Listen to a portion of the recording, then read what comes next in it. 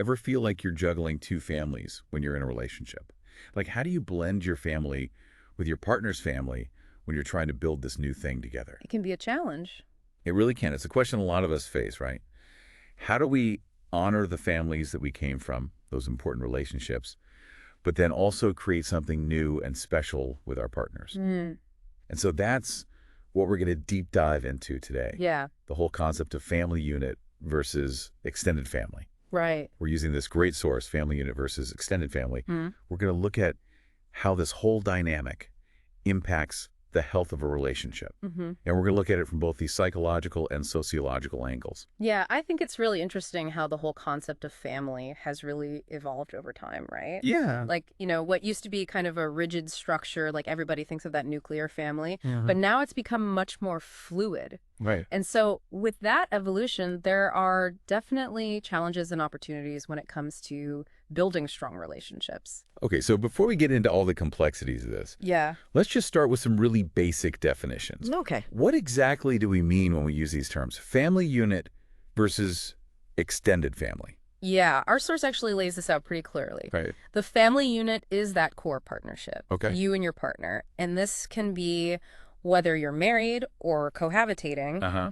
And of course, any children that you might have. Right. So Right. it's that group that you're building a life with Yeah. day in and day out. The people you share a household with, daily responsibilities. Now the extended family is everyone else. Okay. Parents, siblings, aunts, uncles, cousins. That wider network of relatives Right. are important, Yeah. but they don't necessarily share that same level of daily intimacy. Okay, so we've got our definitions. Yes. Family unit, Yeah. the core Yeah. extended family, Yes, everyone else. that's right. Okay, but why? Why is it so important for a couple to really kind of establish themselves as that primary unit, separate from the families they came from? How does that impact the relationship? Well, I think one of the key psychological theories that helps us understand this is Okay. Erik Erikson's stages of psychosocial development. Right. And you might be familiar with that, that whole intimacy versus isolation stage. Yes. Yes. Yes. The young adults go through. Exactly. It's all about finding those deep connections, figuring out where we fit in. Yeah. Yeah, for sure. And so a romantic relationship plays a huge role in that. Yes. But here's the thing. To really achieve that intimacy with a partner, Okay. there has to be at least some degree of separation Yeah. from the family you grew up in. So it's not about cutting ties with your family, Right. but it's kind of shifting your primary focus Yes. to your partner and this new family unit you're creating. Exactly. And, some traditions call it leaving and cleaving. It's Yeah. about building a new foundation, establishing your own values, goals, ways of doing things as a couple. And that requires at least some level of independence from your extended family. I'm starting to see how this fits together, but what happens if you don't? What happens if a couple doesn't establish that? Well, imagine, right? Yeah? Two people, each with their own family history, Right. traditions, expectations, Uh-huh. trying to merge their lives together, Uh-huh. while also navigating all the opinions and influences of their Yeah. extended families. Well, yeah.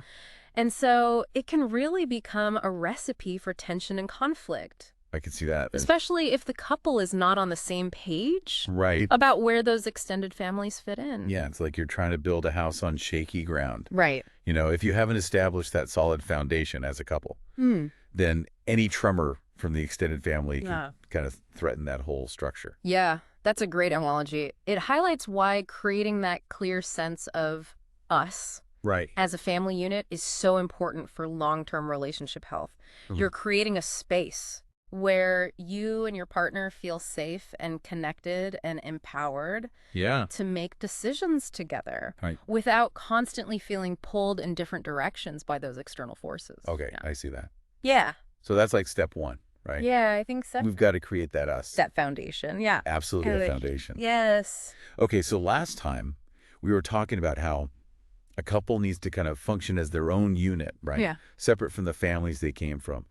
But what does that actually look like? Yeah. What does that actually look like when we're trying to live this out? I feel like a lot of people listening are thinking, okay, but how do I actually make that happen when my Aunt Mildred keeps calling me for advice on her petunias? Yeah.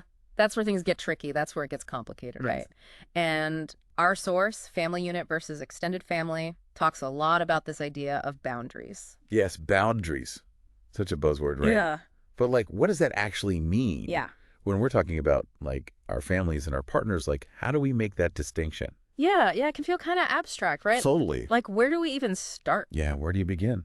Well, the source kind of suggests that you think about different domains of your life as a couple, Hmm. and one of the big ones is decision making.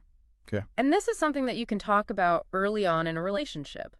How do we envision making decisions as a couple? Uh-huh. Especially the big ones, finances, where you live, whether to have kids, like all the big important life decisions. Right. How do you envision that working? Are we going to present a united front to both of our families, even if we're disagreeing behind closed doors? Right. Or are we okay with, each person handling their own family dynamics separately? Right. So it's like making some ground rules. Yeah, I think figuring those out early on can help prevent a lot of conflict down the line. Totally. Yeah. But what about more day-to-day stuff? Like if a family member is offering unsolicited advice or expecting you to just drop everything for them, like how do you navigate that? I think in those everyday situations, it can be really helpful to remember that boundaries are about protecting the space and the energy of your relationship. Okay. It's really about creating a buffer Right. so that all those outside pressures and expectations don't overwhelm that connection that you're building with your partner. So it's not about being like rude to our families or like dismissing them. Right. It's more like being very intentional about Yes. how much we allow them to kind of dictate the choices that we make as a couple. Exactly. It's about recognizing that as you're establishing your own family unit, your priorities have to shift. Right. And that doesn't mean that, you love your extended family any less Right. or you respected them any less. Yeah. But you're acknowledging that your relationship with your partner requires focused time and energy to really flourish. Right. This makes me think back to the modified extended family model that we were talking about. Oh, yeah. Can you just remind everybody what that is? Yeah, so the modified extended family is a concept from sociologist Talcott Parsons. Okay.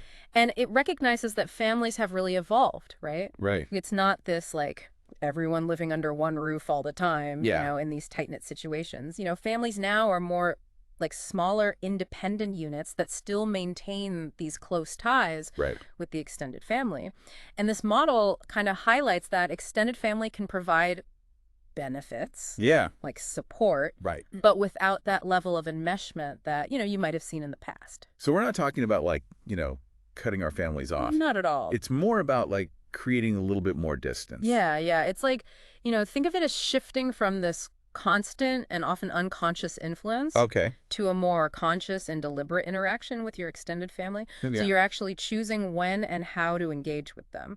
And you're making sure that that involvement enhances your relationship Okay. instead of detracting from it. So it's less about like feeling obligated to go to every single thing Right. and answer every phone call, Exactly. but more about like being present and making choices that feel good for everybody. Exactly. And, making choices that align with your values as a couple Right, yeah. and your goals as a couple, which might mean saying no to things that feel draining or Yeah. disruptive to your relationship. I can see this being a little bit tricky though, right? Oh, yeah, Because everybody's family is different absolutely. and every personality is different, Yeah. right? And some families are much more, let's say, involved Yes. than others. Yeah. So what happens when, like, the family expectations are kind of clashing with the boundaries that the couple wants to set? Yeah. That's when communication, like a really clear and open communication, both with your partner and with your extended family, is absolutely essential. Okay. And this is where I think, from a psychological perspective, attachment theory can be really helpful. Okay, I've heard that term, attachment theory, but how does that work? Well, basically, our attachment styles, which, develop in early childhood, shape how we relate to other people, including our families. Okay. And so, for example, someone with an anxious attachment style might be really afraid to set boundaries Okay. with their family because they're worried about upsetting people or, maybe even like damaging the relationship. Right. And so they might over accommodate, even if it means like sacrificing their own needs. Okay, so for somebody like that, even if they understand intellectually why setting a boundary is good, Yeah. emotionally, Yeah. it feels very risky. Very risky. And then you have like the other end of the spectrum, you have someone with an avoidant attachment style. Okay. And they might go to the opposite extreme. Okay. Yeah. Very rigid boundaries, Okay. shutting their family out completely. Oh, wow. Yeah, so it's not just about like the how-to of setting boundaries. Right. It's really also about understanding your own, baggage and how that might be influencing your approach to the whole thing. Totally. Yeah. And sometimes you need help, Yeah. right?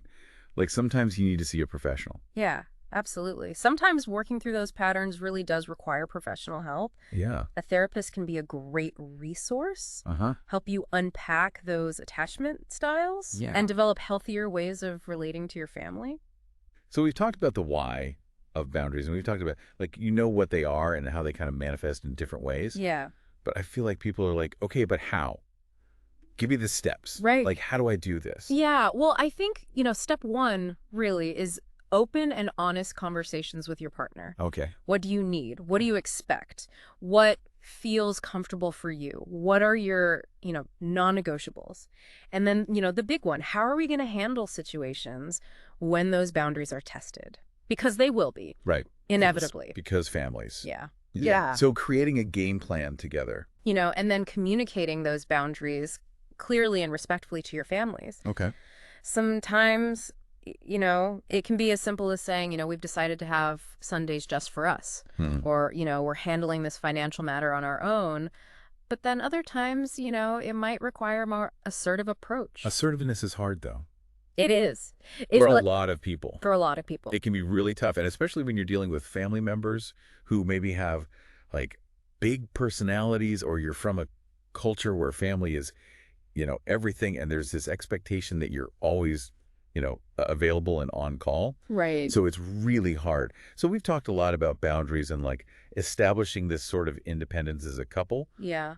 But I don't want people to walk away thinking that it's all about like pushing your family away, Yeah, family unit versus extended family definitely does not advocate for like total isolation. Right. In fact, it really emphasizes how valuable extended families can be in our lives, especially when those relationships are, healthy. Right, because, I mean, let's be honest, like families at their best provide a feeling of belonging, and they give us this shared history and unconditional love that you really can't get anywhere else. Yeah, one of our sources even calls extended family the keepers of our stories. Oh, I love that. Which I think is a beautiful way to put it. Yeah, it really is. Because they really do, Yeah. They hold all those shared memories, Yeah. traditions, values, and it's all that stuff that's helped shape who we are. Yeah, and I think about like those shared stories. Yeah. Even the embarrassing ones or the silly ones, they can be such a source of strength, especially when you're going through a hard time. Oh, absolutely. Like when you're dealing with a job loss or health scare, Yeah. it's often family that rallies around you, Right. offers that practical and emotional support. It can make such a huge difference. It can make all the difference in the world. Yeah. Like a built-in safety net, Right. Whether it's your parents helping with childcare, or a sibling listening, or that aunt that just makes you laugh when you need it. Exactly. Like, they're just there, and it's awesome. That's the beauty of it. Yeah, totally. Like this built-in support system, this team of cheerleaders who are like rooting for you and ready to help you when you need it. Yeah, and let's not forget about the fun, too. Oh, yeah. Like family gatherings, holidays, those silly traditions that kind of make you roll your eyes. But you secretly love them. But you secretly love, right? Yes. Like those shared experiences Yes, can be some of our most treasured memories. I think those traditions, whether it's, a yearly family reunion or a Sunday night dinner, they really do, contribute to this feeling of like continuity and connection across generations. Totally. And I think they're powerful in this world that can feel very uncertain. And isolating for people. Yeah, that sense of belonging is so grounding. It is. To know you've got this group of people who've known you forever, who know all your stories, like accept you for who you are. Exactly. It's huge. It's powerful. But I feel like it's not all, warm, fuzzy feelings and shared lasagna, right? Like the research, our source, actually talks about how there are actual benefits to these connections. Oh, yeah. There's a pretty compelling research about the tangible benefits of having those strong connections with your extended family. What kind of benefits? Well, studies have actually shown that people who have those close family ties, Okay. they actually have better physical and mental health, Wow. and they even tend to live longer. Really? Wow. I always knew family was important, but I didn't know it was like life or death important. It's pretty powerful stuff. Yeah. And it makes sense, when you think about it, just having that network of support. Yeah. Knowing that you're not alone in facing those challenges Uh-huh. can really reduce stress. Right. And it gives you a buffer against those inevitable ups and downs of life. It's like a built-in resilience booster. Exactly. Amazing. Okay, so it's good for us. It helps us live longer. Yeah. But what about kids? Well, those benefits extend to children as well. Okay. Kids who grow up with involved extended families, Okay. they also tend to be more resilient. Oh, wow. They tend to have higher self-esteem, Okay. and they actually do better in school. That's incredible. So it's not just about like our generation. It's like it's the next generation too. Right, exactly. Okay, so we've talked a lot about boundaries. Yeah. But we also want to emphasize like how amazing and powerful these family bonds can be. Yeah. It's not about pushing them away for no reason. Right. It's about finding that balance, right? Yes, exactly. Of benefiting from the, getting that support, Mm-hmm. but also protecting the new thing that you're building with your partner. Yes, that's such a key takeaway. It's really all about balance. Yeah. It's about honoring those family ties that already exist while also, really focusing on prioritizing that new family unit that you're creating with your partner. And it can be hard, It can be hard. but it's worth it. Yeah, it is. Yeah. Okay, so what are some ways that we can actually strike that balance? Well, How can people listening, nurture those good connections with their families right. while still maintaining like some healthy boundaries? I think communication is huge. Okay. Being open and honest with your families about your roles Mm-hmm. and your priorities. Let them know that, you appreciate their support and their love, Yeah. but you're also creating something new with your partner. So being upfront about those changes. Yeah, exactly. And be specific about your needs, too. Okay. Maybe that means setting aside some time just for you and your partner, or maybe it's setting limits on how often you're available to, help with family stuff. So setting expectations early on. Yeah, I think that helps avoid those misunderstandings or hurt feelings. Totally. And then when those boundaries are tested, Yeah, which they will be, right? they will be. Because again, families, It happens. it happens. Yeah. Yeah. So what do we do? Well, I think it's about responding with kindness, but also firmness. Okay. Remember, you're not trying to reject your family. You're just protecting your relationship. Okay. I like that. And I also think it's about quality versus quantity, right? Oh, absolutely. Like you don't have to go to everything, Right. Be intentional about which family things you're going to. Exactly. So maybe you say no to that big, chaotic family reunion, Yeah. but you make an effort to, have weekly dinners with your parents or plan a special outing with your siblings. I love that. Yeah. Makes me think of that social exchange theory Oh, yeah. that we talked about earlier, where we're always kind of evaluating Right. the Yeah. costs and benefits of relationships, Mm-hmm. right? Exactly. And in this case, it's really about being mindful of how these interactions make you feel, how they make your partner feel. Yeah. Are those family gatherings actually adding something positive to your lives, or are they creating a ton of stress and conflict? Yeah. It's about being honest with yourself, really, right? Yeah. About the impact of all of this and making the choices Right. that benefit your relationship. Yeah, exactly. And sometimes that means saying no to things, Yeah. even if it's difficult or, maybe even goes against some family expectations. This has been so interesting. Like this deep dive into family dynamics has really been eye-opening. Yeah. We've looked at the challenges and the rewards Yeah. and the importance of that sweet spot, right? Right, where everyone thrives. Where everybody wins. Exactly. Okay, so for folks who want to go deeper, I know you mentioned some sources earlier. Yeah. Any researchers or theories that people should look into? Yeah. I think if you're really interested in attachment theory, checking out the work of John Bowlby and Mary Ainsworth is great. Okay. And then Murray Bowen's family systems theory Okay. really offers some cool insights into family dynamics. Cool. Yeah. And I always like to leave people with a final thought Right. to kind of chew on. So what would that be for today? Right. Just remember that this is a journey, not a destination. Oh, I like that. There are going to be ups and downs. Right. And moments of tension. Yeah. And, Sometimes you might even feel like you're backtracking. Right. Just be patient, Yeah. with yourself, with your partner. Yeah. Keep talking, and don't be afraid to ask for help when you need it. Yeah, that's so important. Great advice. Yeah. At the end of the day, we're all just trying to create those relationships Right. that bring us joy Yeah, and make us feel supported and, give us a sense of belonging. absolutely. That's what it's all about. Yeah, that's the goal. I think we accomplished that goal today. Thanks for joining us on this deep dive, everyone. And we'll see you next